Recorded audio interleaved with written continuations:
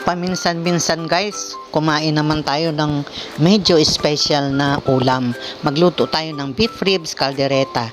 Yung bell pepper ay akin munang pinadaan sa mantika at isi-set aside ko muna ito.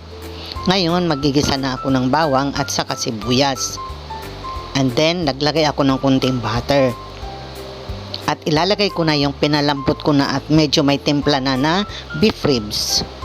So, ilalagay ko na rin yung sabaw niya, yung pinagpakuluan natin. At naglagay ako ng konting Knorr cubes, at maglalagay din ako ng konting cheese, at maglalagay din akong konting sweet pickles relish. At syempre, ang ating liver spread. At ngayon, naglagay din ako ng konting caldereta mix at ang ating tomato sauce. So, hayaan natin kumulo ito.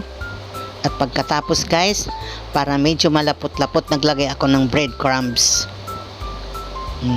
Tapos, pag okay na guys, maglagay na tayo ng evap milk. Ngayon, pinakahuli natin ilagay ay yung ating sinet aside na bell pepper.